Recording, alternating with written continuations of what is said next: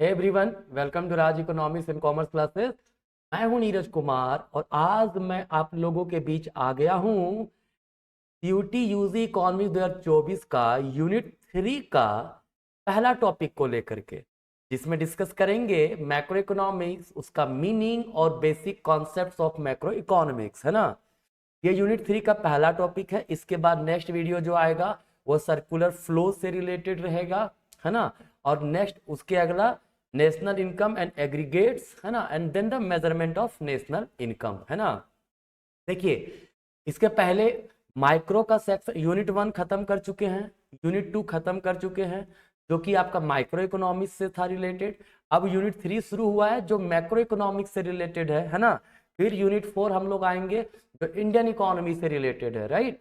तो याद रखिए, जितने भी वीडियो मैं बना रहा हूं, है ना, सीयूटी यूजी इकोनॉमिक्स का कंप्लीट वीडियो रहेगा, उसमें कंप्लीट टॉपिक्स रहेंगे। तो आप लोग 1 बाय 1 पूरे वीडियोस को देखा करें, है ना। तो चलिए आज शुरू करते हैं हम लोग मैक्रो इकोनॉमिक्स का बेसिक मीनिंग से। तो देखिए, अगर मैं बात करूं मैक्रो इकोनॉमिक्स, तो मैक्रो इकोनॉमिक्स बेसिकली कहता है वो एक ब्रांच ऑफ इकोनॉमिक्स होता है जो एज अ टोटल की बात करेगा, ठीक है, एज एन एग्रीगेट की बात करेगा। जैसे मैं ए व्यक्ति के इनकम की बात करता हूं तो ये तो माइक्रो इकोनॉमिक्स हो गया, माइक्रो, राइट। बी व्यक्ति की के इकोनॉमिक इश्यूज की बात करते हैं वो माइक्रो हो गया, ठीक है। लेकिन जब एन एग्रीगेट पूरा टोटल जितने लोग हैं सबकी बात कर रहे हैं, ठीक है, तो वो हो जाएगा मैक्रो। मतलब अगर मैं अपने इनकम की बात करूं माइक्रो इकोनॉमिक्स, और पूरा नेशनल इनकम की बात करूं मैक्रो इकोनॉमिक्स, ठीक है। हम इंप्लॉयड है या अनएम्प्लॉयड, ये हो गया माइक्रो। अगर हम इकोनॉमी में बात करें लेवल ऑफ एम्प्लॉयमेंट या लेवल ऑफ अनएम्प्लॉयमेंट, तो वो हो जाएगा मैक्रो इकोनॉमिक्स, ठीक है। सीधी सी बात, macro as a total as an aggregate की बात करता है, ठीक है ना। याद रखिएगा, मैक्रो जो शब्द है ग्रीक वर्ड के मैक्रोज से बना है, जिसका मतलब होता है लार्ज, ठीक है। क्या होता है? लार्ज। क्लियर है? कोई दिक्कत नहीं। क्या स्कोप है भाई, क्या इसमें स्टडी की जाती है? तो एस्टिमेशन ऑफ नेशनल इनकम, चूंकि एज एन एग्रीगेट की बात करते हैं, and related aggregates, theory of employment, मतलब एम्प्लॉयमेंट कैसे बढ़ाए कैसे घटे, ठीक है। थ्योरी ऑफ मनी, इन्फ्लेशन वगैरह से related, right. General price level, है ना, वही इन्फ्लेशन, जब rise general price level rise करेगा इन्फ्लेशन आएगा, घटेगा डिफ्लेशन आएगा। Role of government, government budget, ये सब चीजें, ये सब मैक्रो लेवल पे होता है। बैलेंस ऑफ पेमेंट, मतलब एक कंट्री का अदर कंट्री के साथ क्या इकोनॉमिक ट्रांजेक्शन हो रहा है उसका रिकॉर्ड जो होता है वो बैलेंस ऑफ पेमेंट होता है। दिस इज मैक्रो इकोनॉमिक्स, ठीक है ना। तो कहने की बात है, मैक्रो जब भी आएगा मतलब समझिएगा एज एन टोटल की बात कर रहा है। वो क्या बात कर रहा है? टोटल की बात कर रहा है, या फिर एग्रीगेट, एग्रीगेट की बात कर रहा है ना, या फिर एज अ होल डिस्कस कर रहा है। ये होगा मैक्रो इकोनॉमिक्स, ठीक है। और माइक्रो क्या होगा? जब इंडिविजुअल की बात करता है, स्मॉल यूनिट की बात करता है, तो वो हमारा होता है माइक्रो इकोनॉमिक्स। क्लियर है? चलिए, ये मैक्रो इकोनॉमिक्स का मीनिंग हो गया। अब इसमें कुछ बेसिक कंसेप्ट जो यूज होते हैं मैक्रो इकोनॉमिक्स में, उन कंसेप्ट्स को देखेंगे। डायरेक्ट क्वेश्चन इससे सीयूटी पूछेगा आपसे, है ना। क्या है? सबसे पहला क्लासिफिकेशन ऑफ गुड्स। गुड्स जो होगा वो फाइनल हो सकता है या इंटरमीडिएट हो सकता है ना। फाइनल गुड्स का मतलब क्या होता है? Which has crossed the boundary line of production and ready to use, जो रेडी हो जाए यूज के लिए, आगे और वैल्यू उसमें हम ऐड नहीं कर सकते हैं, वो होगा फाइनल गुड्स। जैसे शूज बन गया, तो शूज अगर हम एक हाउस होल्ड शूज खरीदता है, हम एक शूज खरीद रहे हैं तो हम उसमें और कोई वैल्यू ऐड नहीं करेंगे, वो रेडी टू यूज है, मैं उसे डायरेक्टली यूज में ला सकता हूं, ठीक है। तो शूज हमारे लिए क्या होगा? एक हो जाएगा फाइनल गुड्स। एक फार्मर जब ट्रैक्टर लेता है, ठीक है, तो ट्रैक्टर वो रेडी टू यूज है, उसमें और कुछ वैल्यू ऐड नहीं कर पाएगा, तो वो ट्रैक्टर क्या हो जाएगा? फाइनल गुड्स हो जाएगा, है ना। मतलब समझिएगा, फाइनल गुड्स जो भी होगा उसको या तो कंजम्पशन पर्पज से ली जा रही होगी या तो इन्वेस्टमेंट पर्पज से लिया जा रहा होगा। मतलब जो रेडी टू यूज हो जाए, उसमें और वैल्यू ऐड करना पॉसिबल ना हो, तो वो हमारा कहलाएगा फाइनल गुड्स। वहीं अगर इंटरमीडिएट गुड्स की बात करें, तो those goods which are purchased by one firm for other, ठीक है।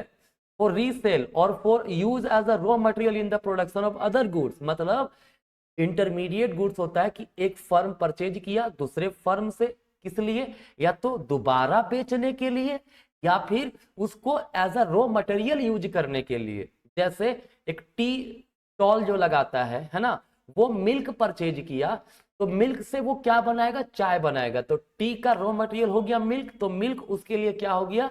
इंटरमीडिएट गुड्स, ठीक है ना। या फिर एक दुकानदार मिल्क खरीदा, क्यों खरीदा? ताकि उस मिल्क को बेच सके, तब भी वो क्या हो जाएगा? Intermediate goods. मतलब जो कंज्यूम नहीं होता है उसको या तो रीसेल में यूज किया जाता है या तो दूसरे प्रोडक्ट को बनाने में, मतलब उसको as a raw material use करेंगे, तब वो हमारा कहलाता है इंटरमीडिएट गुड्स, राइट। चलिए, अब जो हमारा गुड्स होता है, जो फाइनल गुड्स, या तो वो होगा कंजम्पशन गुड्स या तो होगा कैपिटल गुड्स। कंजम्पशन गुड्स का मतलब क्या होता है? वैसे goods which are directly used for the satisfaction of human wants. जैसे अगर एक हाउस होल्ड मिल्क को खरीदता है तो वो डायरेक्टली कंज्यूम करने के लिए ले रहा है, तो हाउस होल्ड के लिए मिल्क हो गया फाइनल गुड्स, है ना, मतलब कंजम्पशन गुड। अब एक सवाल आएगा, मिल्क फाइनल गुड है या फिर इंटरमीडिएट गुड है? देखिए, अगर टी स्टॉल वाला मिल्क खरीदा, क्यों? चाय बनाने के लिए, तो मिल्क उसके लिए इंटरमीडिएट गुड्स है। एक हाउस होल्ड उसी मिल्क को खरीदा डायरेक्टली कंज्यूम करने के, तो मिल्क वहां फाइनल गुड्स हो जाएगा। तो फाइनल गुड्स से कोई या इंटरमीडिएट गुड्स से वो उसके यूज पे बताएगा, ठीक है। डायरेक्टली कंज्यूम किया जाए, डायरेक्टली यूज में लाया जा रहा है, फाइनल गुड्स। और अगर उसके हेल्प से दूसरा गुड्स को बनाया जाए या उसके हेल्प से उसको बेचा जाए दोबारा, तो वो इंटरमीडिएट गुड्स होगा, है ना। वही कैपिटल गुड्स क्या होता है? ऐसे गुड्स होते हैं are fixed assets for the producer and are repeatedly use in the production process. जैसे एक मशीन परचेज कर रहा है कोई प्रोड्यूसर, ठीक है, तो मशीन क्या होगी? हमारा कैपिटल गुड्स, क्योंकि उसका यूज किया जा रहा है दूसरे प्रोडक्ट को बनाने के लिए, है ना, उससे वैल्यू जनरेट किया जा रहा है, तो ये हमारा कैपिटल गुड्स होगा। क्लियर है? चलिए, नेक्स्ट आता है इन्वेस्टमेंट। कहता है इन्वेस्टमेंट एक ऐसा प्रोसेस है of adding the to the stock of capital. जो कैपिटल स्टॉक है उसमें और वैल्यू ऐड करना, दिस इज कॉल्ड इन्वेस्टमेंट, है ना।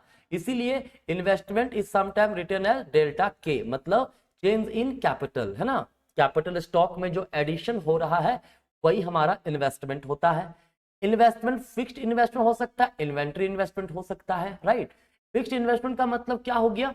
जैसे आप घर परचेज कर रहे हो, है ना, मशीन परचेज कर रहे हो, ये फिक्स्ड इन्वेस्टमेंट है, ठीक है, उसमें कुछ चेंजेस नहीं हो रहा है।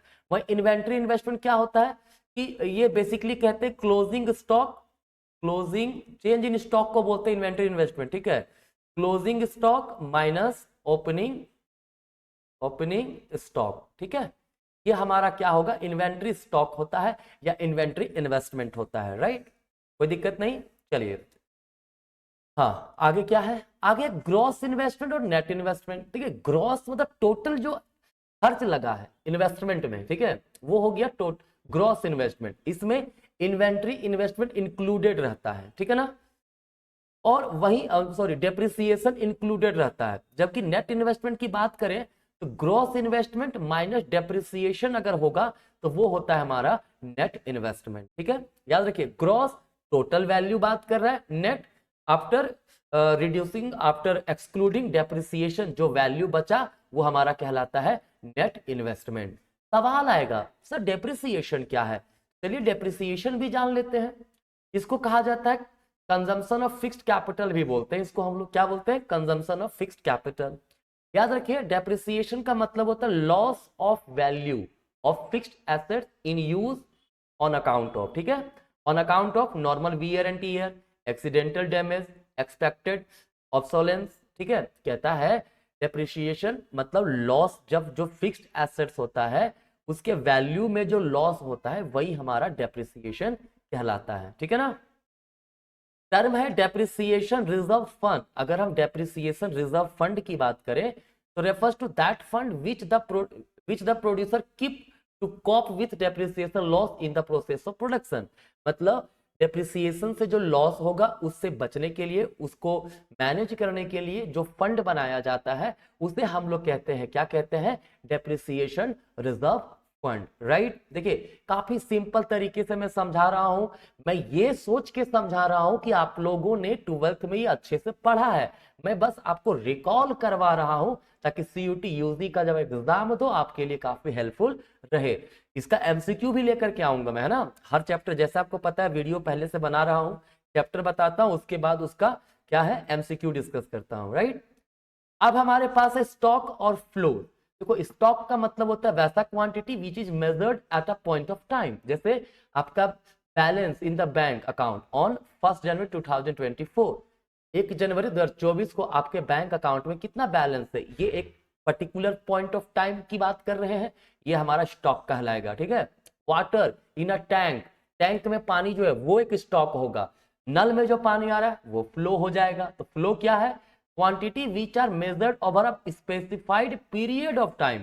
जो पीरियड ऑफ टाइम की बात करें, मतलब योर इनकम पर मंथ, मतलब पूरे मंथ में आप कितना इनकम जनरेट कर रहे हो, तो एक पीरियड ऑफ टाइम की बात कर रहा है, ये हमारा कहलाएगा फ्लो, है ना। चलिए अब है 4 sectors of the economy. Economy में 4 सेक्टर होते हैं, कौन कौन, house hold sector, producing sector, government sector और एक्सटर्नल सेक्टर, ठीक है। जब हम लोग बात करते हैं हाउस होल्ड सेक्टर का, तो ये रेफर करता है to the consumers engaged in the consumption of goods and services, मतलब ये कंज्यूमर वाला सेक्टर से रिलेटेड है, ठीक है, जो गुड्स एंड सर्विसेज को कंज्यूम करता है और फैक्टर सर्विसेज देता है, मतलब वही लोग ना काम करने पे जाते हैं प्रोड्यूसर के पास, ठीक है।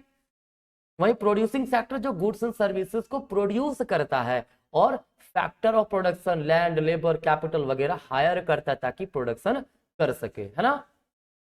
गवर्नमेंट सेक्टर क्या होता है, ये रेफर करता है वेलफेयर एजेंसी इकोनॉमी का, ठीक है, जो इकोनॉमी में लॉ एंड ऑर्डर कायम करता है, ठीक है, लोगों पर टैक्सेस लगाता है, लोगों को सब्सिडी प्रोवाइड करता है, ये होता है गवर्नमेंट, है ना।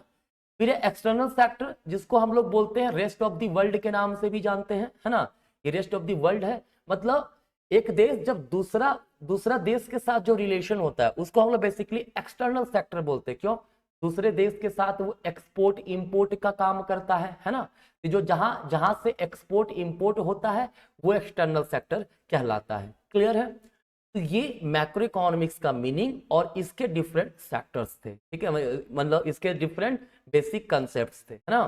देखिए जितने भी वीडियो मैं बनाता हूं, है ना, मुझे उम्मीद रहता है कि आप लोग देखिएगा पूरा, है ना, एंड देन उसको देख करके कुछ ना कुछ आपके लाइफ में वो यूज में आएगा, आपको फायदा होगा, ठीक है। तो कृपया करके देखा भी कीजिए और शेयर भी किया कीजिए वीडियो को, क्योंकि इससे मुझे इनकरेजमेंट मिलेगा और मुझे इनकरेजमेंट मिलेगा तो मैं और भी बेहतरीन बेहतरीन वीडियोस को लेकर के आपके बीच आऊंगा, है ना।